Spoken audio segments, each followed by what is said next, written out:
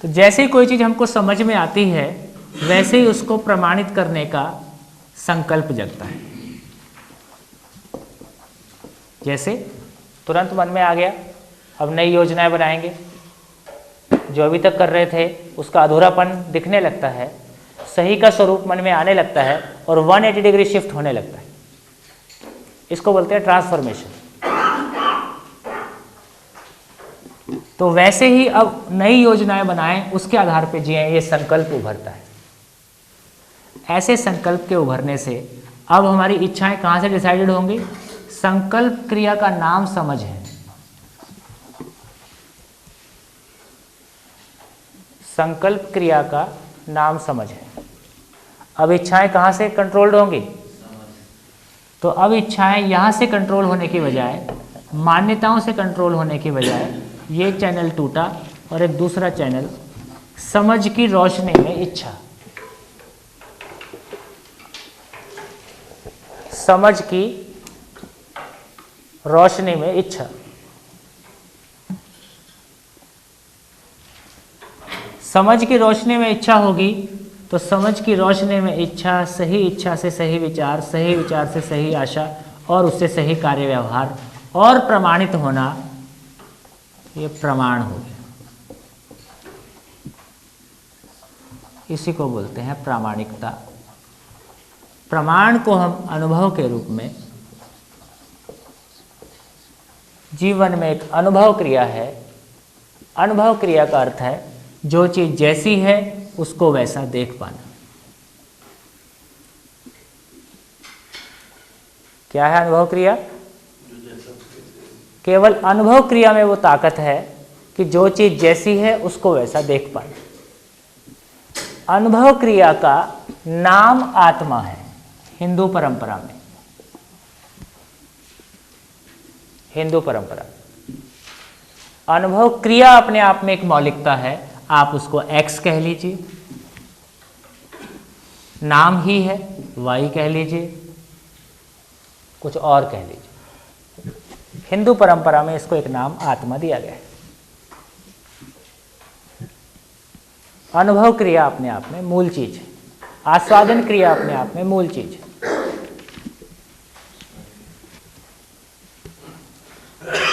हाँ जी, तो क्या हुआ?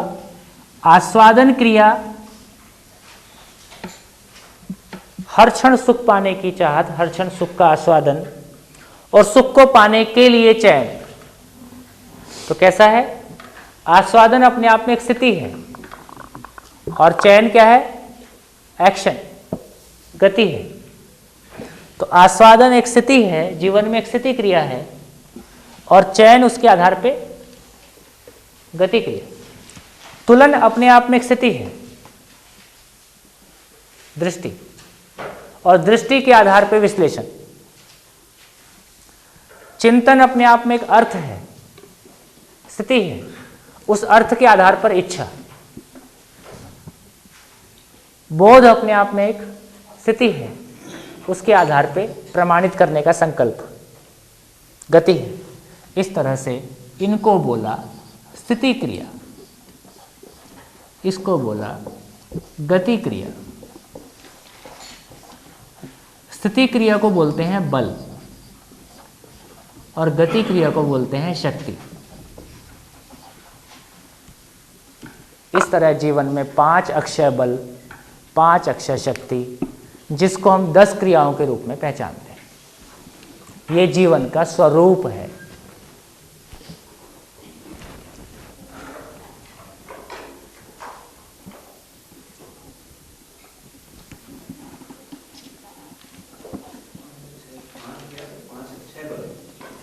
हाँ, 5 अक्षय बल का मतलब है मनोबल, बुद्धि, वृत्ति बल, चित्त बल, बुद्धि बल, आत्मबल। इनको हम बल बोलते हैं। ये मूल में नाम है केवल। क्रिया क्या है? आस्वादन क्रिया, तुलन क्रिया, साक्षात्कार क्रिया, बोध क्रिया, अनुभव क्रिया। तो 5 क्रियाओं के 5 नाम। तो जीवन में 5 बल होता है, तो मूल में 5 क्रिया होती है। उस तरह से जीवन में 5 शक्ति है। आशा की शक्ति, विचार शक्ति, इच्छा शक्ति, समझने की शक्ति और प्रमाण शक्ति। तो मूल में 5 क्रिया, चयन क्रिया, विश्लेषण क्रिया, चित्रण क्रिया, संकल्प क्रिया, प्रमाण। तो जीवन मूल में 10 क्रियाओं का पुंज है, जिनको हम 5 बल और 5 शक्ति के रूप में पहचानते हैं। ये जीवन का स्वरूप है। जीवन अपने आप में अविभाज्य है, अनडिवाइडेड है। हमेशा जीवन है, जीवन रूप में ही है। जीवन आज और अभी भी अमर है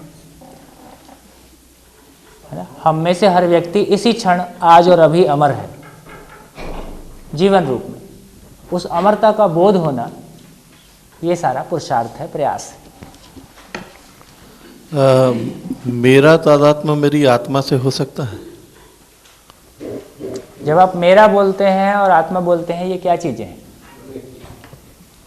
नहीं, ठीक कह रहे, खोल रहा हूं उसको। जैसे 10 क्रियाएं, जैसे अभी 4.5 क्रिया को देखें, सभी क्रिया निरंतर है। आप कहते हो कि मैं विश्लेषण कर रहा हूं, इसका मतलब उस क्षण आप विश्लेषण क्रिया हो। मैं आस्वादन कर रहा हूं, उस क्षण आप आस्वादन क्रिया हो। क्रियाएं तो सारी हो ही रही हैं। तो मैं अपने आत्मा से, आप कह रहे हैं, साक्षात्कार कर सकता हूं। तो कुल मिला के ये क्रियाएं हैं, इन क्रियाओं को मैं देख पाता हूं, तो मैं ही अनुभव क्रिया हूं। इसको कहा मैं आत्मा हूं, तो मैं ही अनुभव क्रिया हूं। हिंदू परंपरा में उसको आत्मा कहा, किसी और परंपरा में उसको सोल बोल दिया, कहीं उसको रूह बोल दिया, कुछ और भी बोल सकते हैं, कोई और नाम दे सकते हैं। ऐसी बात है। कुर्सी ले लो। ठीक ठीक है, ठीक, आप डिस्टर्ब नहीं हुई, उधर से ले। बढ़िया। ये एक जीवन की चर्चा हम लोगों ने की। इसमें कोई आपका प्रश्न है तो बताइए। इसको एक बार फिर से बताता हूँ। 4.5 क्रिया तो स्पष्ट है। तो अभी तक हमारी सारी जिंदगी स्वयं को शरीर मानना और विभिन्न प्रकार की मान्यताओं को स्वीकारना, शरीर आधारित, और उन आधारों पर सुखी होने का प्रयास, और उनको पूरा करने के क्रम में इच्छा, विचार, आशा और कार्य व्यवहार, और एक नेवर एंडिंग लूप, इसकी चर्चा हमने पहले की है। अब ये समझ में आता है कि मैं शरीर नहीं हूँ, मैं जीवन हूँ। और दुर्घटना देखिए कैसी है। यदि मैं स्वयं को शरीर मानकर जीता हूँ,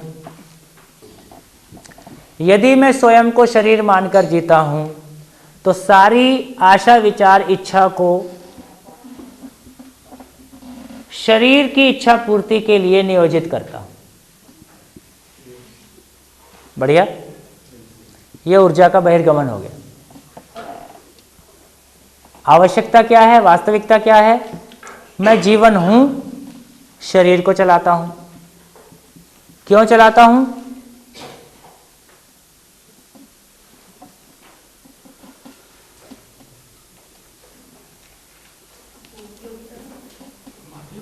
सुखी होने के लिए, उपयोगिता सिद्ध करने के लिए।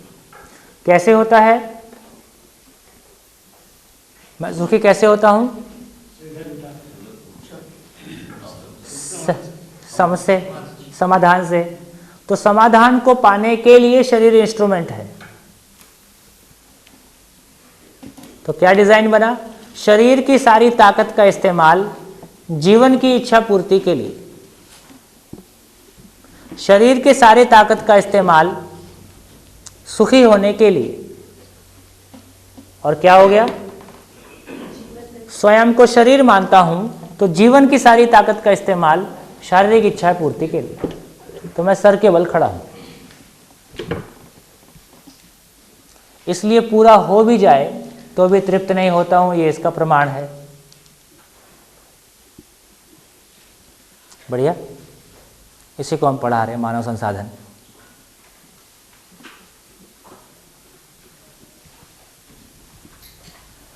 अब क्या करेंगे? मानव में सही को पहचानने की मौलिक क्षमता मौजूद है। हर मानव में सही को पहचानने की मौलिक क्षमता मौजूद है। इसको आपने पिछले 4 दिन में देख लिया, कोई रहस्य की बात नहीं है। हर चीज में बिल्कुल आप सटीक से पहचान लेते हो कि हाँ ये ऐसा ही है। तो मानव में, हर मानव में सही को पहचानने की मौलिक क्षमता मौजूद है। प्रकृति में वास्तविकताएं किसी निश्चित नियम के साथ हैं।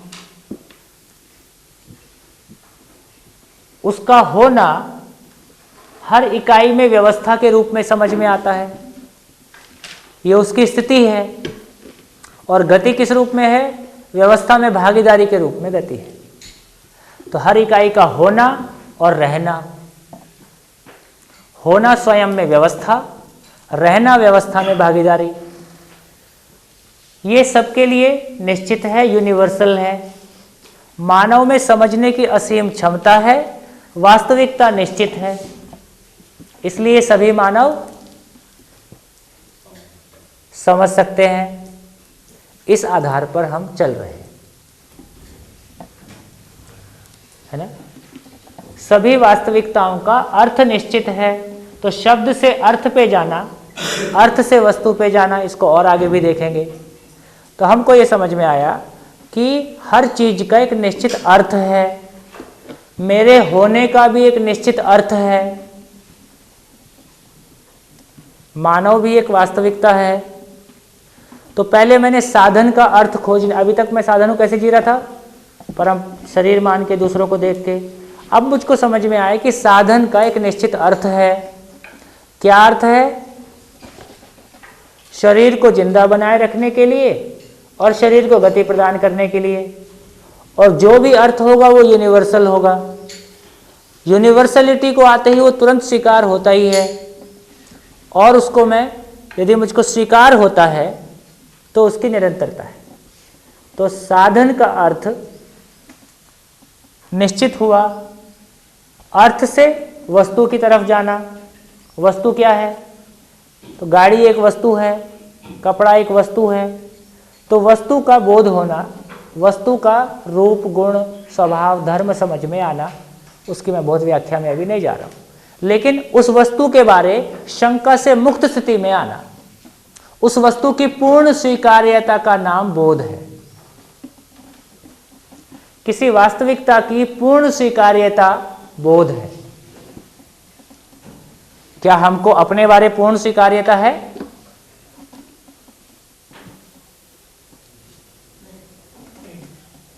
नहीं है। यही हमारी पीड़ा है, अपने बारे पूर्ण स्वीकार्यता, हर आयाम में स्वीकार्यता, है ना, नहीं बनता है। तो पूर्ण स्वीकार्यता की स्थिति का नाम बोध है।